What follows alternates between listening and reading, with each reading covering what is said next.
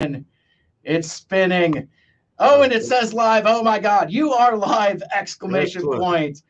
How exciting. Well, welcome back to Mike Seibert Radio. I am your host, and today we are talking about a very special project benefiting a very special cause. You might remember last year when we did the artist spotlight on Ashley Artley, who will be appearing at this year's SideFest Northwest. And as a quick reminder, SideFest Northwest is coming up this July 8th. My gosh, it's happening soon. July 8th. 2023 at the Kent Commons Community Center here in Kent, Washington, where you can buy arts from Ashley Artley along with all of her other stuff. But anyway, last year, in addition to talking about all of the cool arts that Ashley does, we also talked about a project that she's a part of called Thunderclash Goes Bananas, which, if that title alone isn't enough to get you interested in this project, she debuted a pinup, which is just this spectacular print of, or cover basically, of Skyquake kind of flanked by a troop of gorillas, and it's like, this is what you're in for. And she told us a little bit about that project. But guess what? The project is now here available for ordering through a coffee site, which we're going to talk about in a few. But I was very eager to come back around to this project and wrap my arms around this project and to share it with as many people who would be interested in hearing about how, especially at a time when the beasts are about to rise.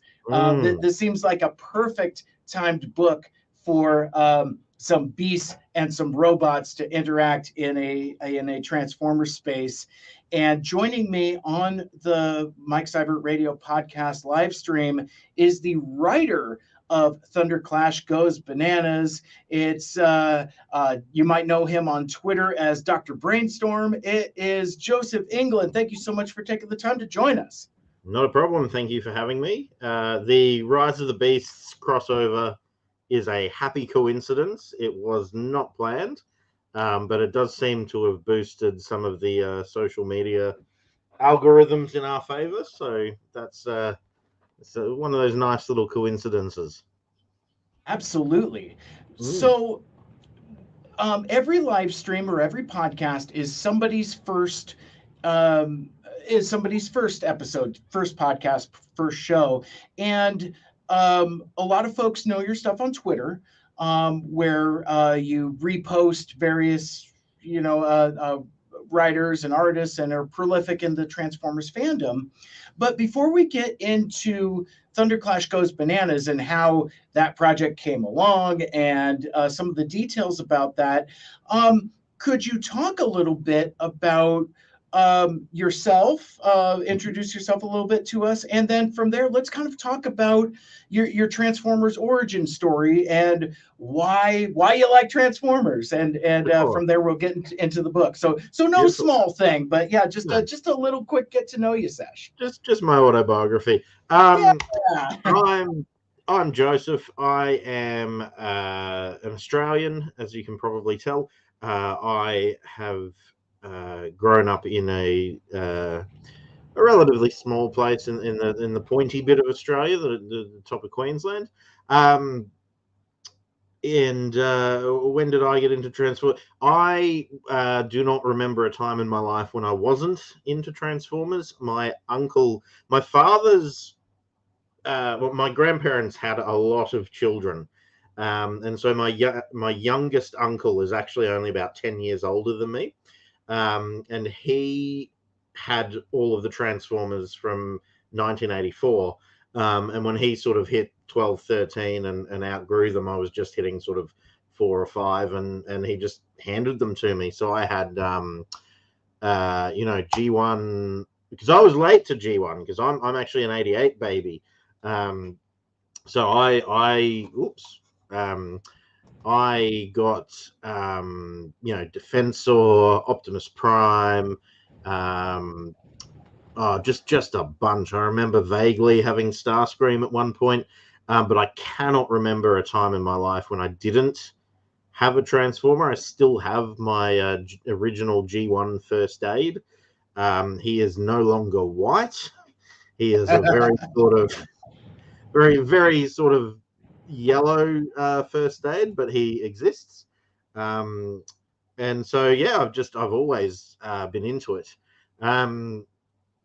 The first time I bought myself something with my own sort of money was the Machine Wars line of all things. I got the Optimus Prime and the Sandstorm, who of course are relevant to this because they are repaints of Thunderclash and Rotorstorm of the Turbo Masters. Yeah. And it's just always been with me. I got really into James Roberts IDW, Matumti, and all of those runs back in God, that was about 2014, 2015. I discovered that, and now that I've recently finished my qualifications as a doctor, and so I no longer have to study or study a lot. And so I've been able to sort of turn uh, my hobbies back up, and so I've started collecting again. I've started writing again, and yeah, that's sort of what it is. It's just always been, I my most watched piece of media is probably the G1 movie. Sure. I have an old burnt out videotape of uh, taped off the television of 5 episodes from season 3 of G1. I was exactly the right age when Beast Wars hit, so it's just always been there. Yeah. Yeah, That's awesome. And it's fascinating as I've gotten more into Transformers fandom and have made friendships with other folks from other parts of the world. I'm fascinated by how other folks have interacted with the Transformers, and I'm glad you brought up the Machine Wars because I just recently listened to the Triple Takeover episode where they were mm, talking about Machine Wars, and really I learned a whole lot about that. I almost when you were saying like, well, because for certain generations of folks, that's kind of their Optimus Prime. yeah, A lot of folks kind and of he's got a think, face. He's got a yeah. face because he doesn't have a mouth plate. Uh, Mhm. so it's, yeah. and and it's also interesting too, like getting into some of the characters that we're going to discuss in Thunderclash Goes Bananas. They are G1 characters, but they're later G1 characters, Mm, and they're because of the availability of these toys in territories outside of the U.S. There's um, there's a lot of folks, myself included, that don't really have as much of a tether to these characters. Like really, I didn't meet Thunderclash until, like you said, the More Than Meets the Eye James Roberts series, mm, and when he showed up, I was just like, oh well, this seems to be a guy that's a guy, and then later on when they incorporated Star Saber, and like I love those comics because they introduced to an American audience a lot of these pardon the phrase, foreign or exotic characters that we uh, didn't really have a mm, connection to. So it's always fascinating to learn more about these characters that folks on my side of the world didn't necessarily grow up with or have those specific tether to. mm. Yeah, and the Turbo Masters, the Predators, Thew Adams, famously big fan of the Predators. Um, the they're they've got fans, but they're never in anything, Yes. and it's because of what you said. They weren't American I don't even think they were released in America. They're what we call European G1.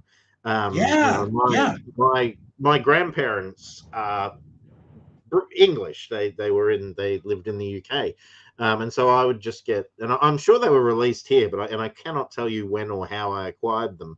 But I had Boss and Flash okay, growing up, and I got the Aqua Speeders and the Accelerators and all these niche European G1.5 things that for me were the Transformers, because I missed everything but the back half of G1. right. And so I was like, oh, why is my guy not in anything? Who's this? Why is he not important? But yeah, no, it's good. And if you go through, James Roberts in particular grew up reading Marvel UK, Nick Roche and all that. They like squeezing these guys in. Like Last Stand of the Wreckers is the Predators. It's the opening scene is spoilers, Overlord just killing Skyquake, and Right. to a lot of people, they're like, they could have made that guy up. They could have made both of those characters up. There are probably people out there who would say, "Oh, who are these guys? This is really cool," but James Roberts OC do not steal sort of situation. That's an interesting way of putting it. I like that. And again, like we were saying, like some of these characters and situations are new for a lot of fans to the point where they do kind of feel like new characters in a way, Mm, as opposed to it's like no, these guys are G1s. yeah, they've been It's around. yeah. So let's talk about the inspiration for the project we're talking about. We're talking Mm, about Thunderclash Goes Bananas, yep, and basically it's a let me find the post here in the coffee that explains what it is. It's a I can it's a rattle it off for you. 60-page collection, 48-page main story, 12 pages of bonus content featuring some of the biggest and best known fan artists in the Transformers fan art community, among which I don't count myself, but will hopefully rise from the ranks. But um, yeah, so it's fully crowdfunded, fully fan produced original story that I wrote, that Jim agreed to draw and expanded from there. And we basically decided very early on that um, we should get as many people involved as possible and try and make a big thing of it. And so far, it looks like that's succeeding, which is fantastic. So, yeah. Yeah, I mean, you guys are killing it. Like I did in my previous podcast, I had said something to the effect of when I scheduled this interview with you to talk about the project, and I've supported a lot of crowdfunders and a lot of like independent projects and like zines and all Mm, kinds of cool stuff, and it's sometimes difficult to anticipate how something is going to hit. And mm, usually with stuff like this, it's like, I just want to get the word out. It's like I believe in mm, this project. I'm friends with the folks that are putting it out. It's like let's put some eyes on it. And I'll confess that there was a part of me because it is a little niche. It has older G1 characters, Niche exotic. is very generous for what this is. Yes, it's very specific. Let's put it Yeah, that way. It's very, yeah. very, which is perfect for a fan made comic. Mm, Because like it gives you guys the freedom to do all kinds of cool stuff yeah, that you can go nuts. You could go bananas in, yeah. much like Thunderclash and his friends. But no, there was a part of me that was like, oh man, is it going to be like, come on, guys, let's wrap our arms around this? Toy Fu Mm, is awesome. Mary's Meals mm, is awesome. let's really support it. But then what was it? Within less than a week, you had already 100%. smashed. Yeah, Yeah. 100%. I'd even made a joke. It's like, wouldn't it be something if it was over 100% before this interview? This was I late I last was week, I think. I was hoping to come on and be like, oh yeah, and I can announce that we're fully funded, and that happened 4 days ago. Yeah, that's So old news. yeah, yeah. So I so woke the up book. I woke up on Monday and found that Jim had doubled the goal. Um, because we're 12 hours apart. So when I'm Right. waking up, Jim's in the UK. It's nighttime over there. And he was like, "Yeah, man, it's done really well. We hit 100. I've picked a new goal. It's $3,000." And I was like, "Oh, okay, great." I slept through all of that, but fantastic. That's got to be disorientating at times, being time delayed from your collaborators. Yeah, it would be if it wasn't almost exactly 12 hours, because we are both awake doing, it's for him it's bedtime with the kids, for me it's school time with the kids. Right. And so it's very much, there's an hour or two in the morning and the evening where no one's really, one of us is ending the day and one of us is starting the day, and we can get a good bit of discussion going on. But there are times when you're just like, oh man, I really want to, I got to tell Jim something, and you just left on red for 6 hours because he's Yep. asleep, because of course he is. It's midnight over there, you know. Right. Mm. Gotcha. Well, and it's truly a international effort. Yeah. It's like you've got folks working from the States. You got you down in Australia. You got folks in Europe. And before we kind of, or as we kind of transition into talking about some of the collaborators and some of like the really really cool folks that you've got contributing to this project, um, I'm a sucker for an origin story. Sure. So what I would like to talk about is how does something like this come to be? Like there had to be some kind of lightning bolt moment where it's Moment. just Yeah. like, well, not only are we going to do a story with the Turbo Masters and the Predators, but you know what? What if they were monkeys? Yeah. It's like, Yeah. so how does that happen? So Gav put up on.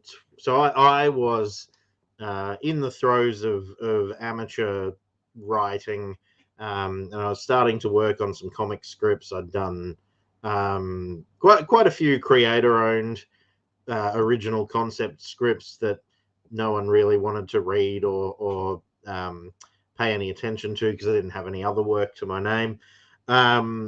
And Gav put up a picture, which you showed off with Ash. I was watching that interview, Yeah. of a fake Marvel UK cover, that was called Thunderclash Goes Bananas, and he just picked the name because it was Thunderclash standing on his firing platform, shooting a lot of people. So oh yep, Thunderclash has gone bananas. Yeah. Uh, but Gav famously loves monkeys. Okay. So Gav is the presenter of TRDQ, the Transformers Reviews Done Quick channel. You should check him out. Very good stuff. And he has a monkey shelf, and it has Optimus Primal and Optimus Minor and who's this Ape Face and Baboom and all of those.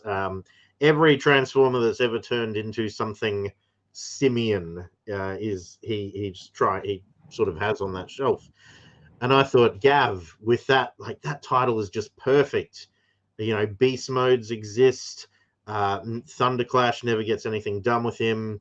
I'll just write a story about Thunderclash acquiring a beast mode, and then the title will make sense.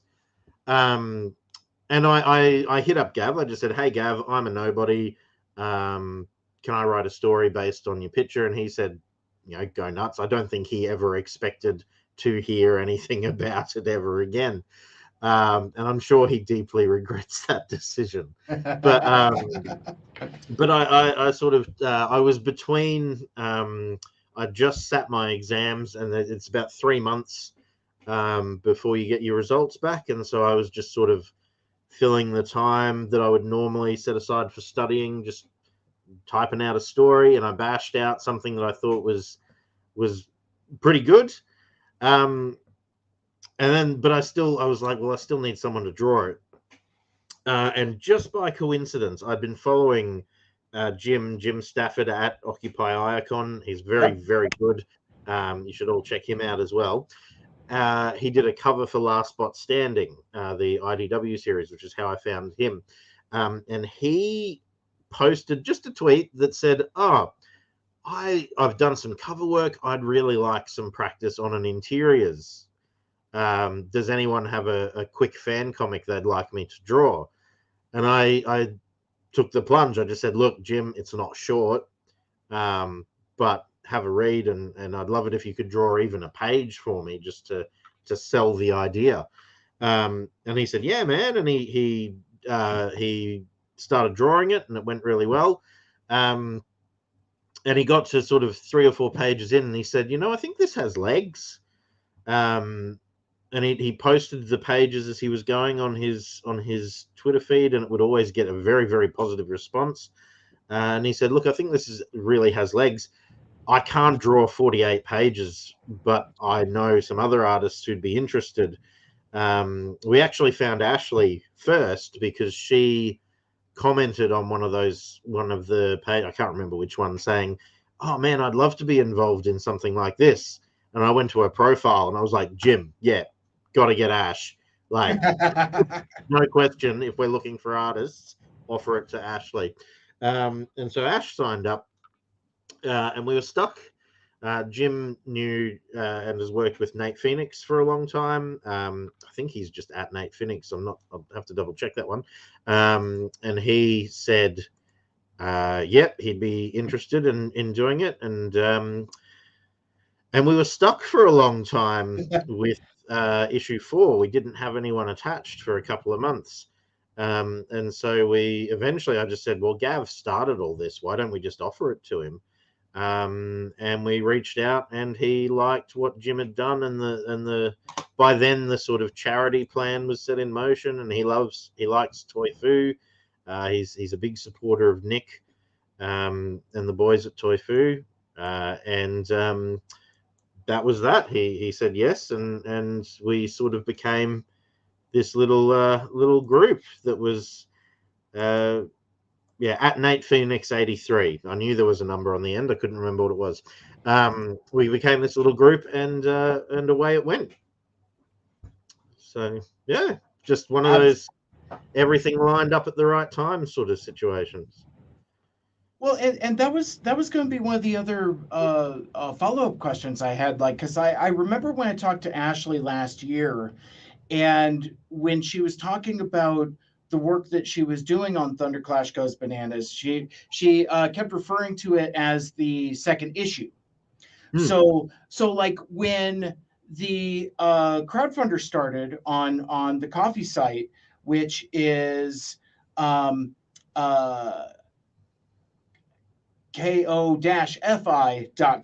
/Thunderclash Goes Bananas. I'll have there's a link in the show notes already, but because I don't remember if it's Ko-fi or coffee. I never remember either. I don't know. It's just ko-fi. Favorites, there you and I go. just click on it. Yeah. Or follow us all on socials, and then just find it from there, because we've been aggressively tweeting it. But anyway, so it's like, so I thought going in that it was going to be like a multi-issue project. So when I saw the crowdfunder on Coffee come up, I was a little confused about, like, so is this like the full story? Is this just the first issue? But then I started getting more into the posts and seeing the preview that you had sent me. I was like, oh, this is 60 pages, 48 pages of content. Oh my gosh, this is the whole darn thing. So this is all in one big story. So I guess my question is when did is that a creative decision or a production decision? At what point did this become, like, instead of like separate issues, one thing, Hmm. or was it So always one thing? so on Gav's cover, it says at the top, which is a reference to the original Marvel Transformers series. It says part one of a 4-issue miniseries, Ah, and I was like, well, okay, the criteria are set, and so I just wrote, and I wanted practice at because everything I'd written so far had been a contained single 12-page story, and I thought I've got the opportunity. I'll practice writing a continuing story across multiple issues, and so I sort of wrote it in the style. In my head, this is sort of the beginning of the second act of a long Turbo Masters running series that is it exists purely up here. That I would love to, if anyone from whoever has the comics license wants to use those characters. Oh my god, I have a pitch for you. It's ready to go. But it was, so I thought, well, we'll pretend it's just an ongoing, and I'll write it as 4 issues, like Gav's poster says. And it just turned into this natural breaking point where Jim said, well, I can do 12, and we'll get someone else, and we'll each do 12 pages of our own. But it wasn't until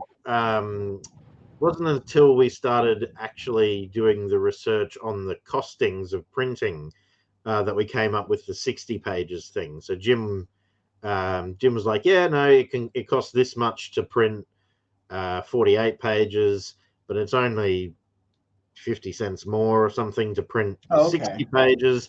That's the most we can fit in a book.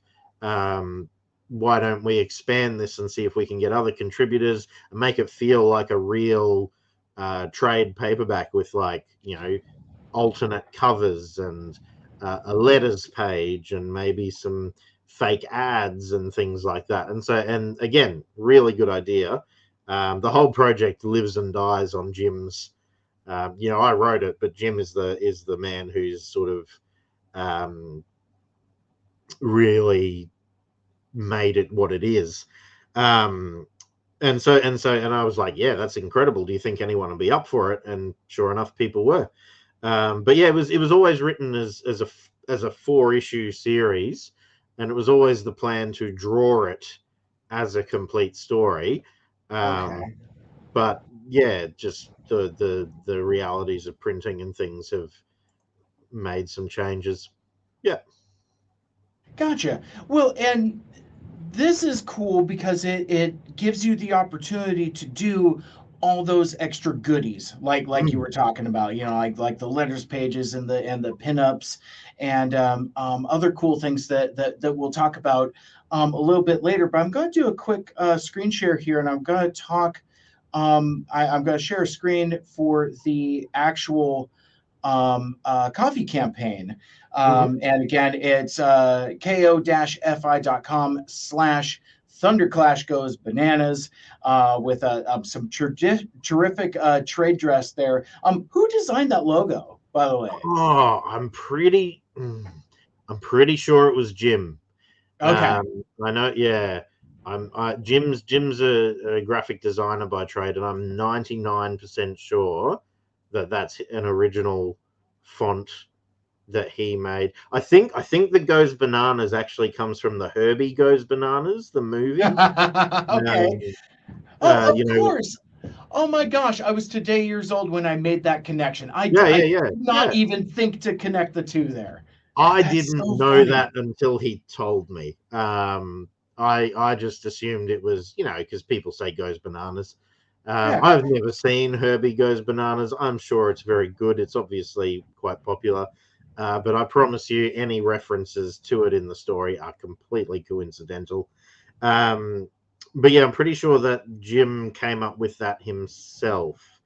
It's quite nice. I'd certainly like it. If he didn't come up with it himself, whoever did, thumbs up. Uh, Yeah, no, I love it. It's really neat. And so going through the coffee page, it's a little different than your typical crowdfunder, like say like Indiegogo or a Kickstarter Mm. or one of those types of things. It's basically I mean there's a landing page, which again there's links for it for you to check out. Very clean, very simple. It's based on donations.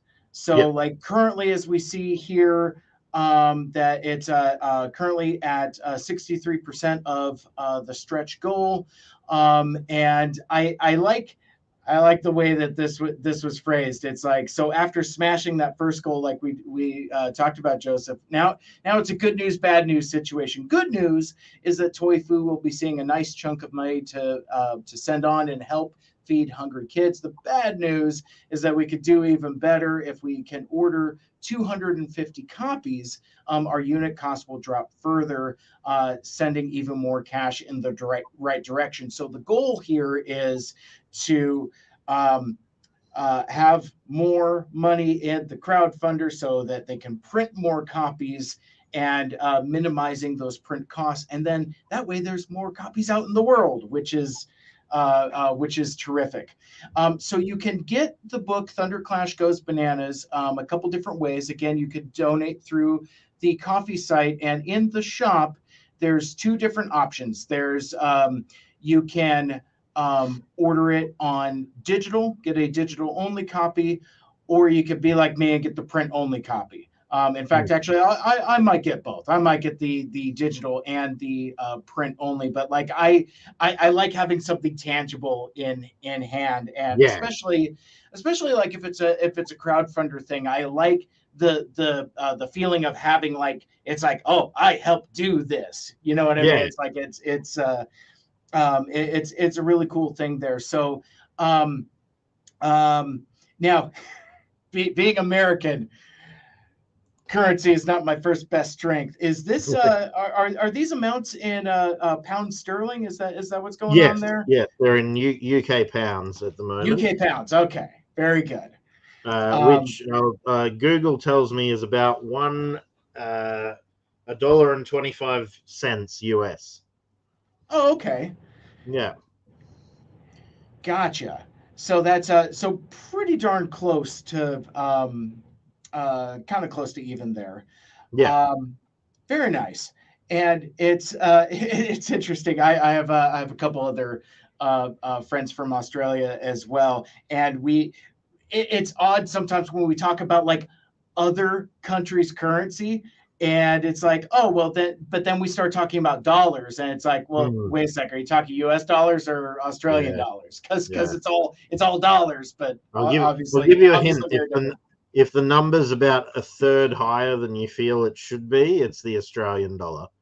There it Um, is.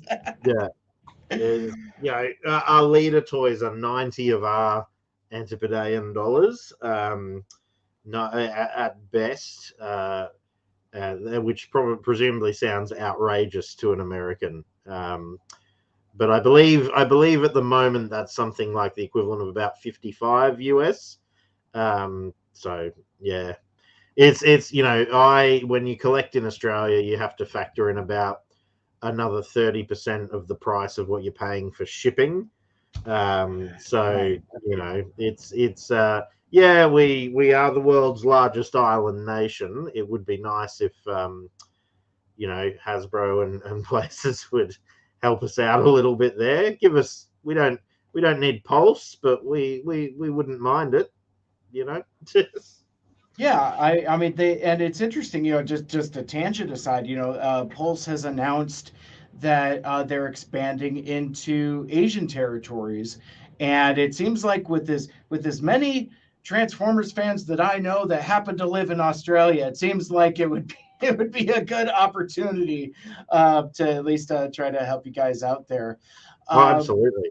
Yeah. but this The struggles of getting HasLabs. I own the HasLab Unicron, and when it was announced, there was it probably was shorter than 2 weeks, but it felt like it was a 2 week period where everyone was going, "Oh my god, how can we sign up for this? And how on earth are we going to afford to ship it to us?"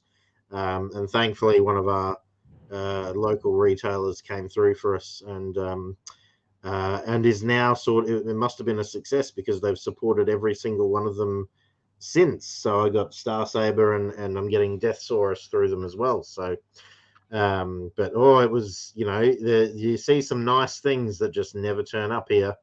There's a lot of hunting that happens sometimes. Yeah, I've always kind of wondered about that. It's like, are there gaps in folks' collections just because of scarcity, lack of availability, or just stuff that you guys don't want? Yeah. It's sometimes Oh, tough to there tell. are whole waves that never appear here. Right. Um, yeah. Um, I and I would imagine that retailer exclusives have got to be particularly hard. I don't know if like Target and Walmart is on the docket. I don't think Cosmos is making his way down under, unfortunately. We got one of the local department stores did get the Velocitron sets in. They occasionally someone does bite that hook and does it. And I don't know what it was like in the major cities, but here, if you could find a Cosmos, you were doing pretty well. I think I saw a Scourge once, and that's about it. So, but every now and then they do come through, but no, quite a lot of stuff is either online orders, or you got to really decide how much you want it. Gotcha. Well, Yeah. transitioning back to the book, Mm, Thunderclash Goes Bananas, and the the outreach that you guys are doing with it.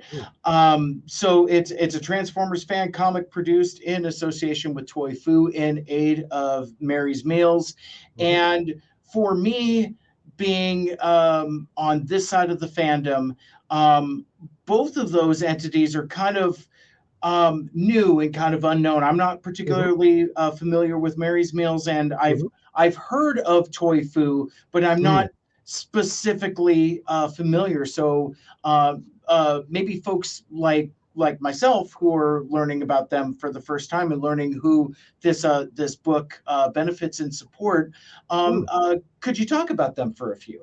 Sure. So, Toy Foo is a primarily UK-based charity that goes to the conventions in the UK and sells Transformers. They every year Thew does a sort of ramp up video for them where he walks through the stuff that they've acquired through their eBay trawlings and things, and they find quite a lot of really good stuff. They've got at least one Star Saber every year, often multiple.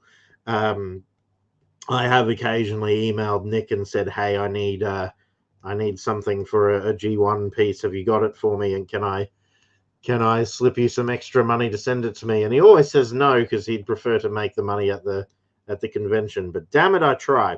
Um, and good on him for that. I stick to your guns, Nick. Obviously, 100% support that. But they use the profits to support Mary's Meals. And Mary's Meals is a charity started by, I believe he was a Scottish priest.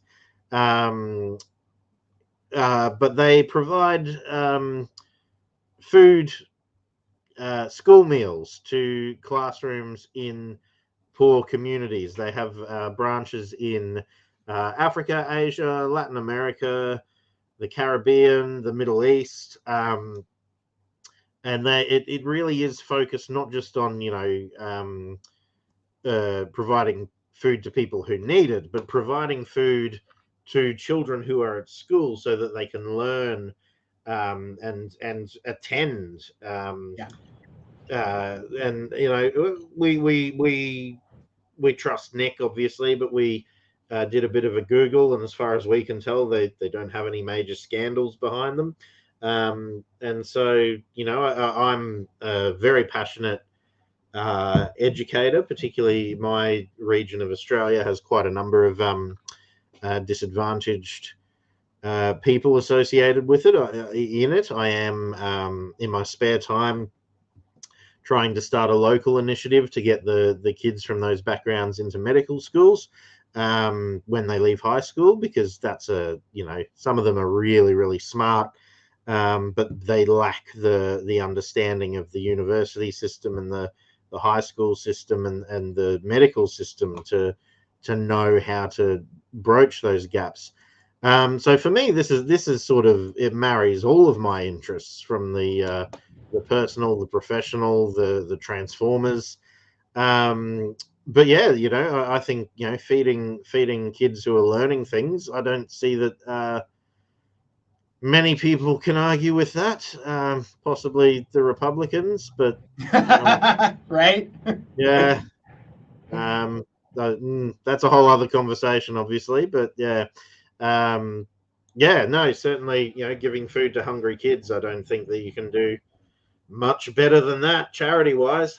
Yeah, no, that's terrific. I mean, so like I was already excited about this book, just because of like all the cool people involved. It's like, I know a lot of these folks on Twitter, and I see a lot of great posts, a lot of terrific artwork and such being shared, as well as a really fun concept. But I mean, you add in the charity element of it also, and then that is, as some like to say, that is an insta buy. Mm. So, and I wish all of you guys have the greatest of success, and it's been a success so far, and it'll be very exciting to see how the campaign develops. Now, so we know we've got momentum on our side. It's Mm. already at 63% of the next goal of 3,000 to print more copies. What happens after that? Oh Like, God. like, have you guys even discussed what happens? So let me give you an example. And it's kind of like apples and oranges, Mm. but like a couple years ago, Cybertronics Free, Mm. who, if for folks that might not be familiar, they are the robots in disguise, and they are united by the power of rock, and they decided to do a cover album of the soundtrack of the 1986 movie, which, as we all know, is a documentary of the lives of the members of the Cybertronics Free. Mm. But basically, they launched it on Kickstarter, and it was so massively successful that they had to keep coming up with Mm. stretch goals and new things, because like more or less, like, I don't think anybody was anticipating the level of support that Mm. album was going to see. And then just last year, they launched their first album of original music, an album called Ravage, and a very very a similar thing. They did a crowdfunder for it, massively successful. They were a little more prepared for the second campaign. So I know it's not Mm. congruous. It's not apples and oranges, but this seems to be very, very successful so far. And I'm wondering if the team, the Thunderclash Goes Bananas squad, if you guys have kind of talked about what happens when you hit that next plateau, and even perhaps beyond. Mm. We have had a big chat about this. We're somewhat constrained by the number of pages you can fit in a physical edition. So if you, we're already at maximum page count for a floppy collection. Mm-hmm. To add any more content would uh, put it up to like a proper bound book, but then the unit price goes up, and we probably go down in terms of the amount that we end up giving to Mary's Meals, and Yeah. we're still in the process of that. We did consider Jim. Obviously, I'll take a chance to plug. So Jim does Is. quite a lot of prints, and he's talking about potentially, maybe doing something like that, or adding some digital extras. But we were not to get to 1,500 was a surprise. Right, Uh, right. to get to 3,000 will be incredible. Um, uh, is there something you guys would like in there? It does get difficult because we're not allowed to make a profit on it. Correct. Um, Right. because it's unofficial, we have encountered. I won't name names, but we have asked some official Transformers related, tangentially Transformers related people if they can contribute something, and they've said it's a bit of a contractual no go. So we are quite constrained there. What I can say is that the more we get, the more good we'll do. We will think of some stretch goals. We will be, we're trying to figure out if there's anything we can do that doesn't raise our costs or place too much of an extra administrative burden. But certainly we want to get something like that. And if anyone out there has any ideas, DM us. We're open. Um, we would be more than happy to hear you out and support you. So yeah, by all means. Yeah, there's an email address set up as well, thunderclashgoesbananas@gmail.com. That's Yep. probably a good way to hit up the team as well as on social media. They're on Twitter at TC Goes Bananas. Mm. They're on Twitter, and you could probably find the individual team members as well.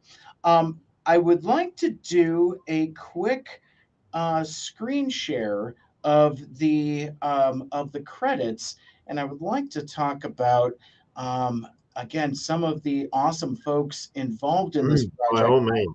Now, this is my early commemorative copy, and I'm not going to scroll any further than this because I don't want to spoil anything for anybody. But I have had the opportunity to see not just some of the completed artwork, but then a lot of the artwork that's still work in progress, and it is a lot of fun. This is a really fun story. And Joseph, I just now realized that, like, we've been talking about the mechanics of, like, why is the book and where is the book and how is the book, but Mm. I don't know if we've really kind of talked about um Who is the book?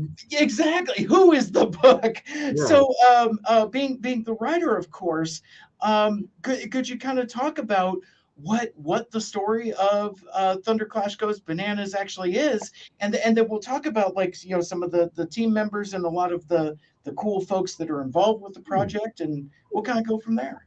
Yeah. So story outline is Thunderclash and the Turbo Masters are returning from a mission when they are ambushed by the Predators and their longtime rivals. And Thunderclash ends up um, in an escape pod that crashes on Earth and malfunctions and acquires him a beast mode. Um, but the Predators land on Earth, attempting to hunt him down. And the Turbo Masters, because their ship is damaged, are forced to land slightly further away. And it becomes a race against time to see who can get to Thunderclash first. Along the way, Thunderclash ingratiates himself with a tribe a tribe, I guess is the wrong term, a pod. I don't know what the group of a clan. Troop, I think. A Troop, troop. troop. Yeah, yeah, I Ash think will that. know. I think. Ash will know. She's our monkey girl. Yeah. Um, she knows. She knows.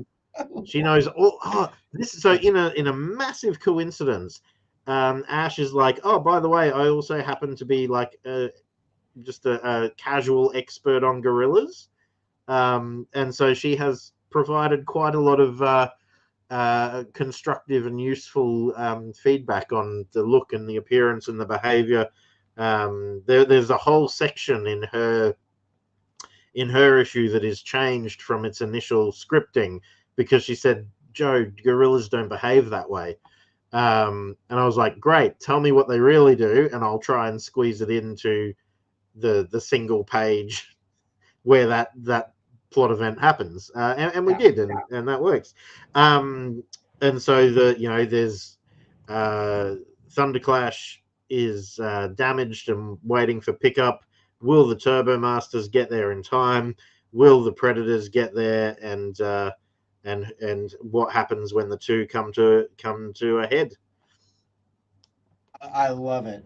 Mm. And again, looping back around to the interview I did with Ashley Hartley last year, and showing off that incredible piece of Well, Skyquake the menacing the Skyquake's gorillas. just beautiful, isn't it? Mm, It's oh yeah, just it makes you feel bad for any other artist in the book.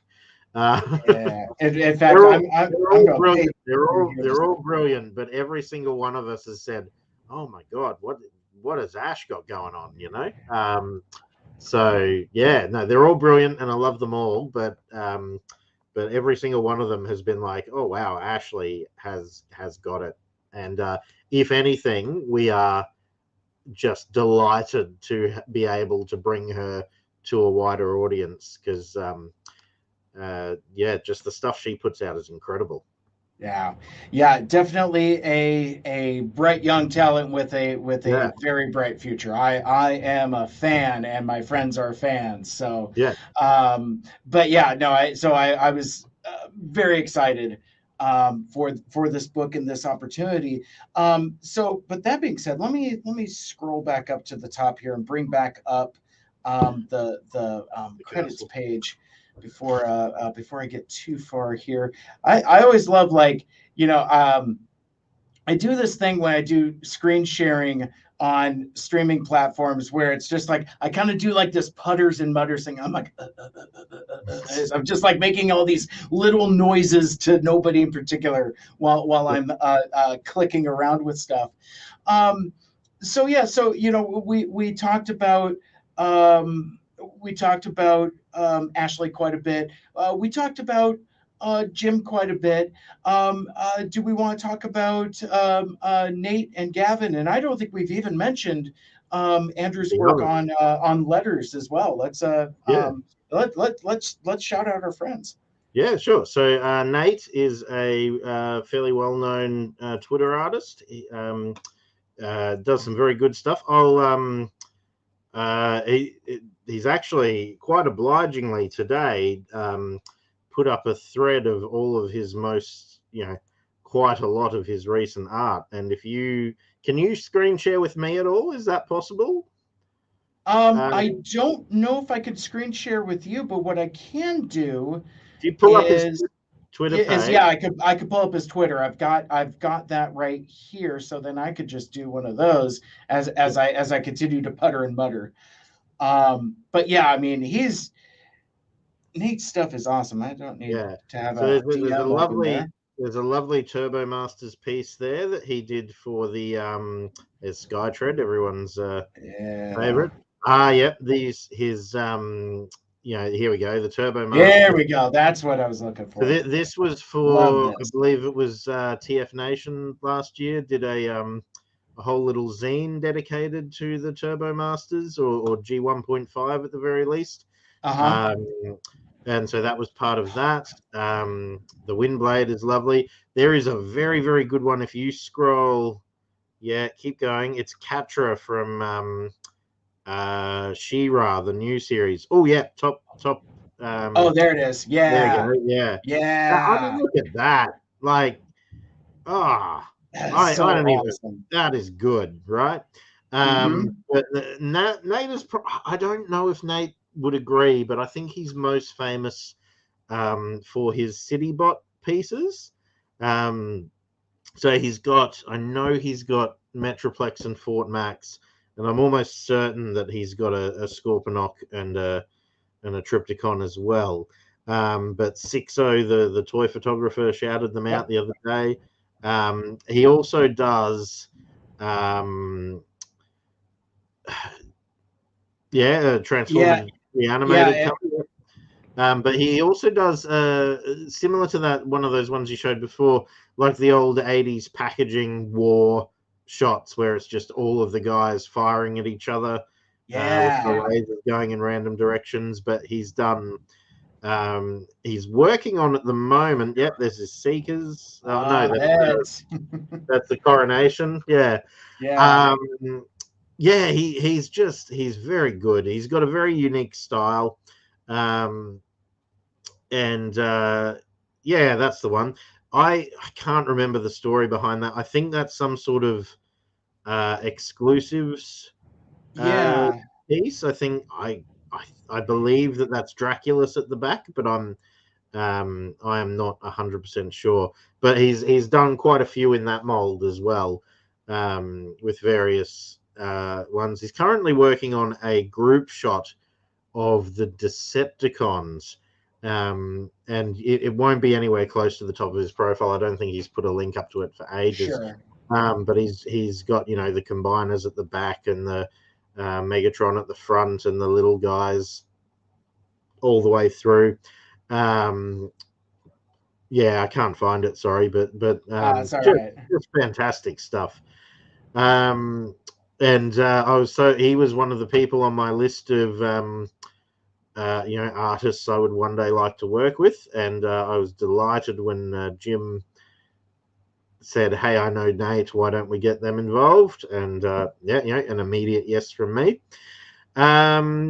Then Gav, I guess, is next. Gav is, as I mentioned, he's the host of TR. Well, he's the second host of TRDQ. He's actually Repugnus's hype man. Repugnus, I think audiences would agree, is the true star of that show. Yes. But Gav is a visual designer, and he draws comics as well. He's got him and a friend, and I'm going to get the name of this wrong. Hang on. I believe it's called Fantastica, Fantasia, something like that. It is a comic him and his friend have been working on. It's quite good. He loves Transformers animated, and so his characters, they all have this lovely, I don't want to say goofy style, but certainly a much more cartoonish you know, approach than your traditional IDW G1 sort of stuff. Big chins and V chests and things. But he can adapt, and he draws quite a lot of other things as well. But certainly when he's drawing in his own style, it's just, you know, it's this phenomenally stylized, very Transformers animated influenced sort of look that I really love. And I think he was the least apprehensive about drawing all the gorillas, because he is much more used to bendy lines than some of the other artists are. But yeah, Gav hosts TRDQ. He does reviews, I think, twice a week, something like that. They're quite pleasant to watch. They last about, you know, 7 minutes at the longest. And he's actually just a really nice guy as well, despite the constant ribbing that we get. He likes to be faux outraged at things. Right. Yeah, so you sort of say, "Oh, Gav, can you do this?" And he'll say, "How dare you speak to me like that?" And then he'll be, "Yeah, sure." And it's fun. It's fun. Yeah. So those are our main artists. Then we have quite a few contributors. So one of the David Cousins of IDW fame did the cover for us. It wasn't originally intended to be the cover, but when we saw it, we just went, "Yeah, that's our cover." He's done a lot of formal work. He's on Twitter at David Cousins. There's Ness, who is at at Bats in Belfry art. And Ness is wonderful. We're Oh my current gosh, yes. we're currently working together on a completely unrelated short Godzilla story. But when you see Ness's artwork, what stands out about Ness is not um, her shapes and forms; it's her colors. It's the colors. Um, I it's like remember I remember when I saw this Megatron when it was first put out. I think maybe last year, maybe year before. It's signed 2022. yeah, But yeah, I love the whole like vibrant color kind of like Lisa Frank aesthetic. yeah, yeah. Yeah, It very is. very It is. cool. It is very unique. I love it to death, particularly the fembots, which you've got on the screen at the moment.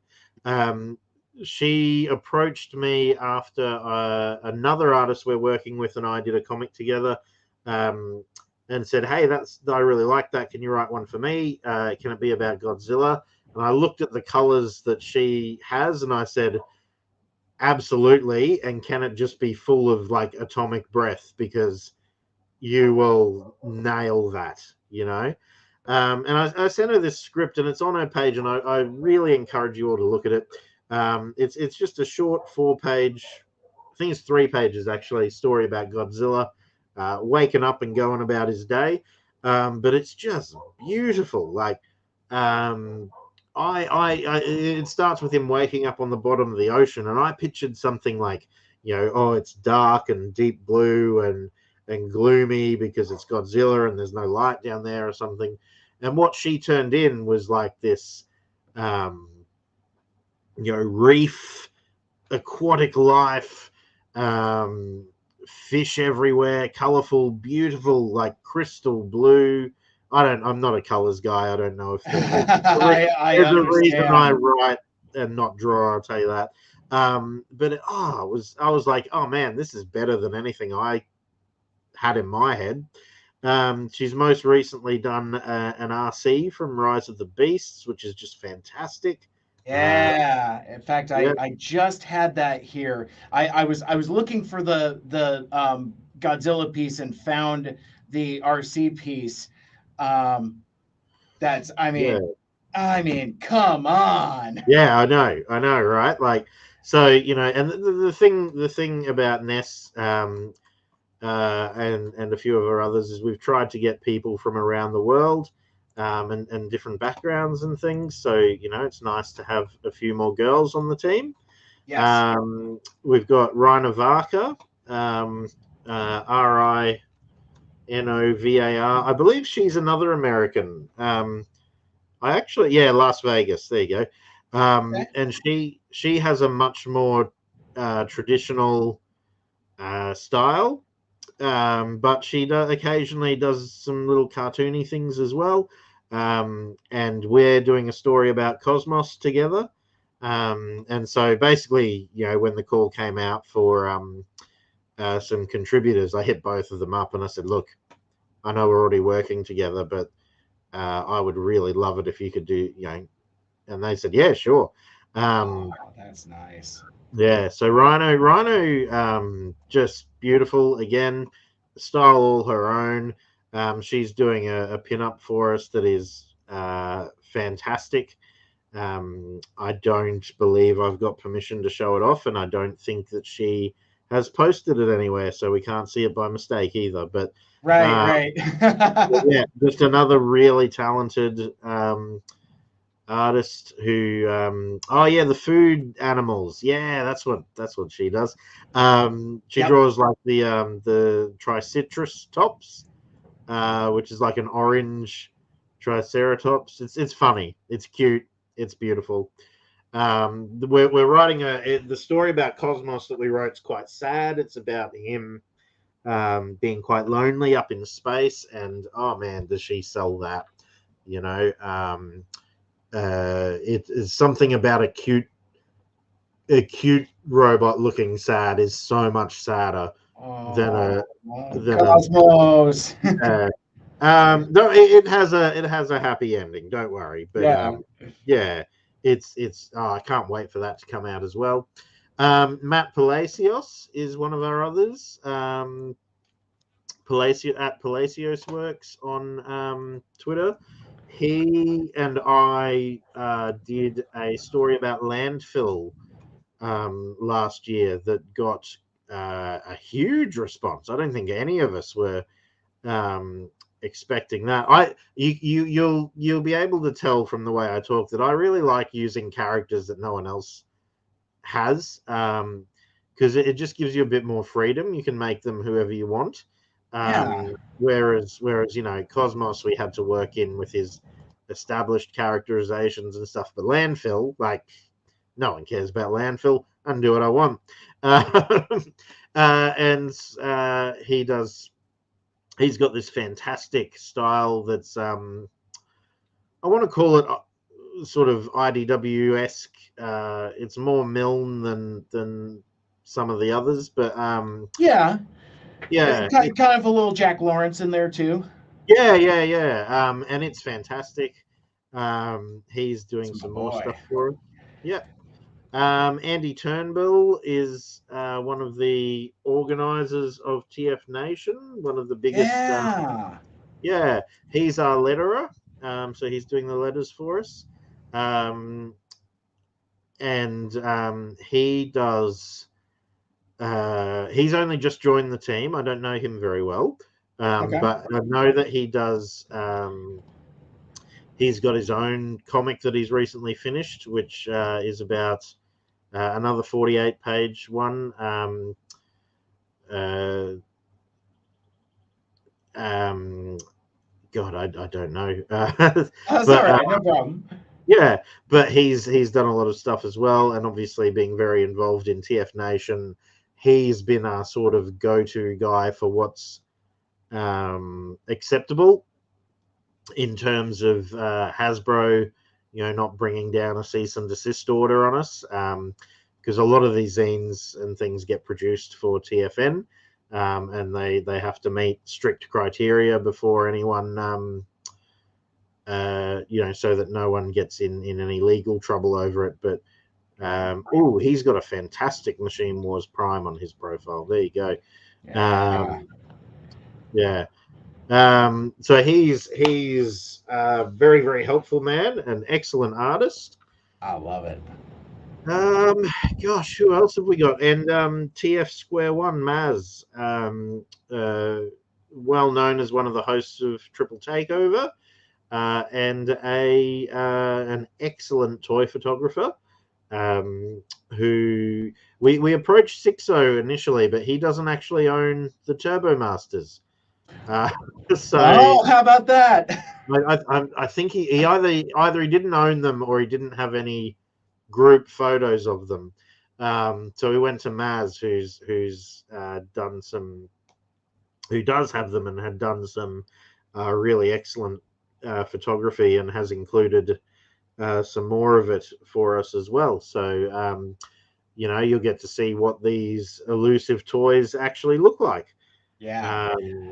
And of course, I must mention the dearly departed Andrew Sorohan, well known to many people on Twitter as the guy who. Oh, look. So the story of Andrew. I got on Twitter, was looking for artists to work with, and I came across Andrew's stuff, as you inevitably will if you're in the Transformers fandom. And I saw that his profile lists my hometown. And the place I live is called Townsville, which most people are familiar with as a joke city from the Powerpuff Girls. It's actually named after a fellow called Robert Towns, but like Townsville, everyone's like, oh Sure. yeah, it's city. And I just messaged him and I said, sorry, is this like a Powerpuff Girls joke? Are you actually from where I'm from? And he said, yeah, no, I live in Townsville. And he gave me his street address, and it's walking distance from my house. And so I was like, hey man, do you want to hang out sometime? And he was like, yeah, sure. and he took me through his entire Transformers collection, and it is mind blowing. Just the sheer amount and uniqueness of some of the stuff he's got is incredible. And but what he's really good at is he's very good at drawing, and he used to do these like toy line designs where he'd come up with his own gimmicks and draw them and how they'd work and how they'd transform. And he did like a series of water pistol transformers and inflatable pool toy transformers and stuff. And he created that meme that you'll see around on Reddit and Twitter, where it's like design Sure. your own toy line, and it has like the leaders at the Oh, top. yes. Yeah, he made that. He Yeah, invented yeah, that. the brackets and stuff. Yeah, Yeah, I yeah, yeah. And he would also, he was really interested in repaints and how obscure he could get with them. And so there's a chart that he made of like seekers in every possible variant from the Sunbow cartoon, all the animation errors and everything like that. Like the man is exhaustive. And he ran a Transformers website called the obscuretransformers.com, which was sort of a progenitor of TF Wiki. Very, very respected man. And unfortunately, early this year, he died very suddenly. And he had thankfully finished the stuff we commissioned from him for it, which was a series of Generations Turbo Master toy concepts, which really is fantastic, and you'll have to see what he's done there. It's incredible what he came up with. I would buy it in an instant if it was real. But yes, unfortunately, he sadly passed away unexpectedly.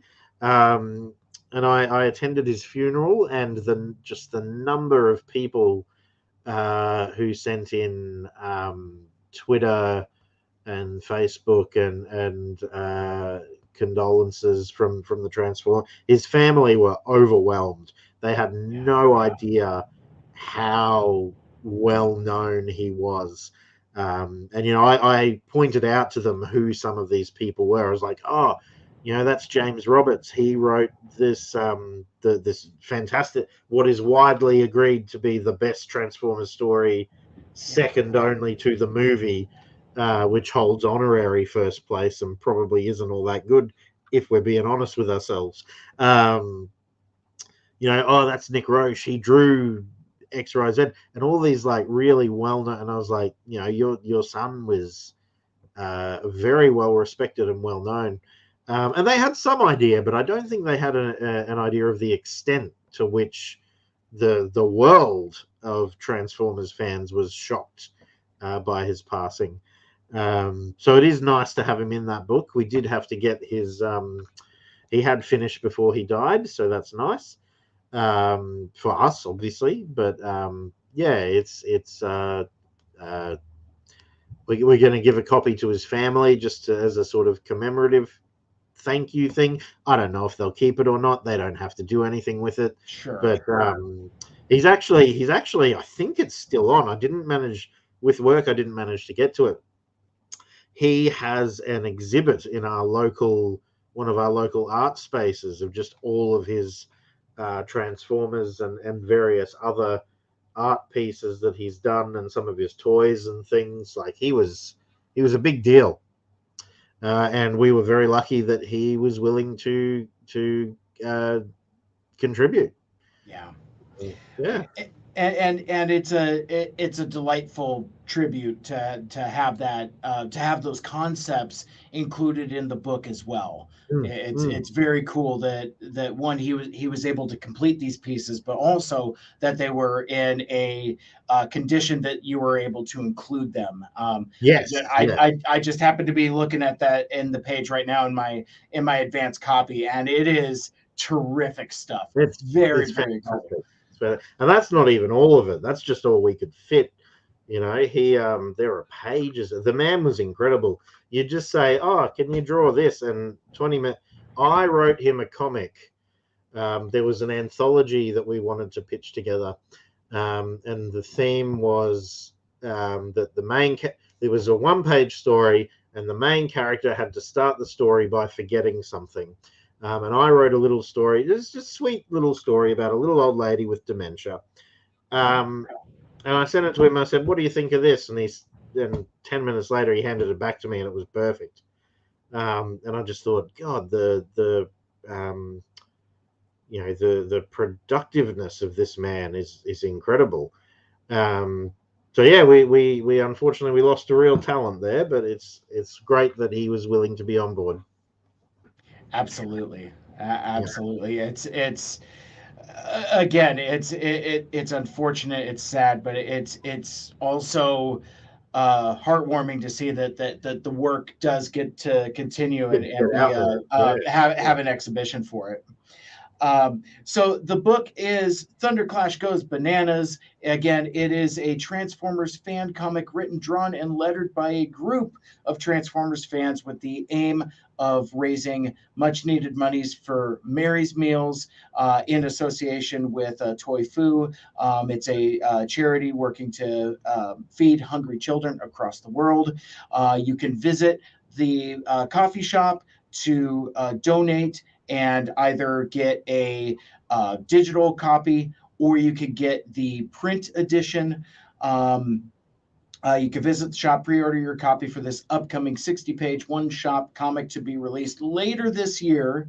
And again, you can contact the team at Thunderclash Goes Bananas, gmail.com if you would like to order bulk copies, because now with the extra funds that the project has seen so far, it's being very successful. They can print more copies, get more into the world, and that just means more monies for Mary's Meals, which is incredible. The book is very exciting. I really want to congratulate you and the team on your success so far, as well as your success coming up in the future.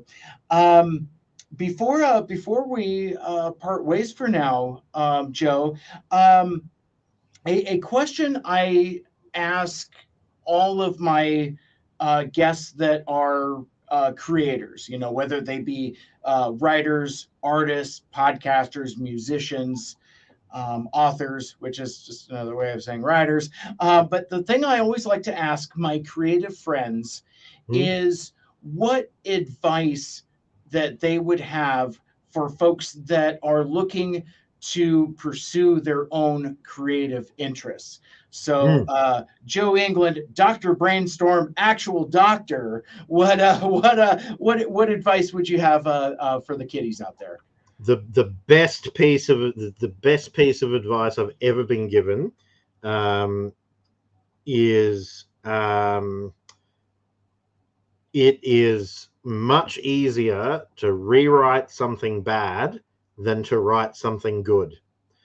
Um, and so just do it. Like the first draft of this book had whole sections that would just say something like Thunderclash needs to go from the pod to the jungle and become a gorilla on the way, and you can sort that out later, and then move on to the second page.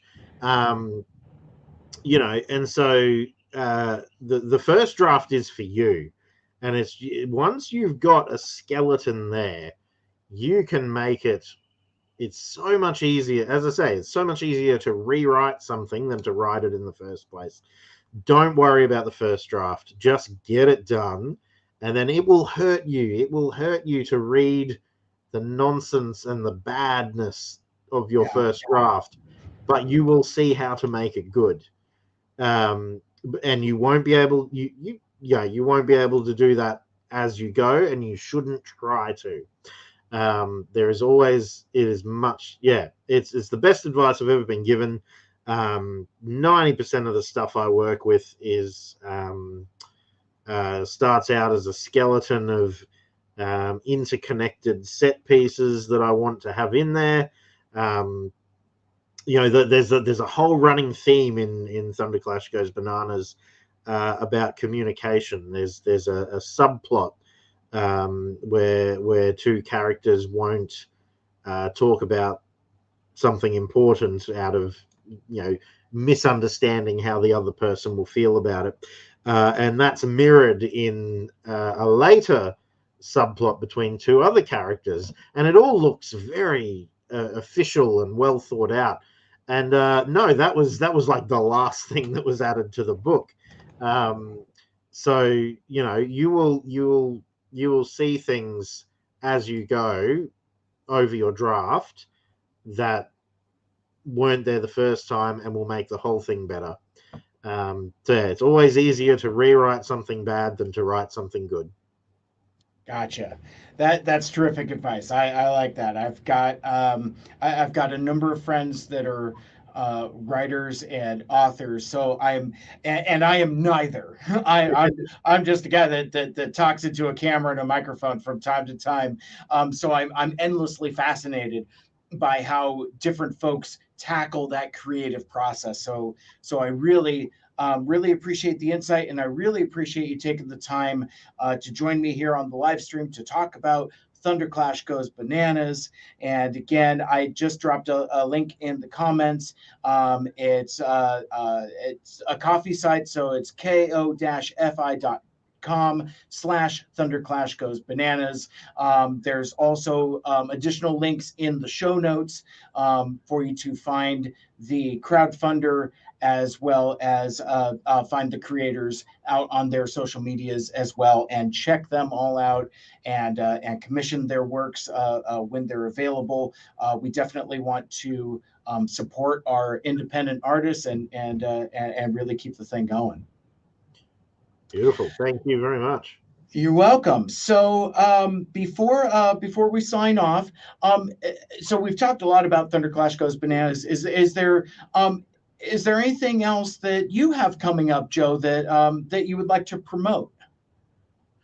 Look, I don't. When I work with artists, I let them post it. They're the ones that are getting the commissions and things out of it. They should have it on their page, not mine. But I will say that Rhino Varka and I are working on the Cosmos story. Ness and I are doing the Godzilla story. Sammy Sadek and I are doing a story about misfire, going back in time and accidentally causing the Kennedy assassination. Which, look, if I can turn that into another one, that's going to a full 48 pager. But it's probably my favorite thing I've ever written. But check out all those artists. All my stuff will be on their pages. Gotcha. And if folks wanted to connect with you on the internet, on social medias, where can we find you? So I mostly hang out on Twitter at underscore. Oh, hang on. How does Twitter work again? It's at brainstorm underscore dr for doctor on Twitter. That's the best place to get hold of me. I have other social medias, but they're much more sort of work focused, or and they're probably not interesting to any of you guys. So, yeah. I gotcha. All right. Well, this has been an absolute blast. Again, I appreciate you taking the time to join us. We'll have to do this again sometime, and maybe with some of our international friends as well. Absolutely. Thank you very much. You're welcome. And that will wrap things up for this episode. Thank you so much for listening and for hanging out with us. And if you want to listen to my podcast, Mike Seibert Radio, you can subscribe on Apple Podcast and Stitcher and Google Podcasts, Spotify, TuneIn, and wherever the heck else you find podcasts. Like, share, rate, and review the show. Let me know what you like and what you would like to hear more of in the future. For my guest, writer, Joe England, Dr. Brainstorm himself. My name is Mike. This has been Mike Seibert Radio. And until next time, take care of each other, take care of yourselves, and make good choices. Till all are one. Good night or good morning. Good day to you, sir. How about that? G'day. G'day, mate.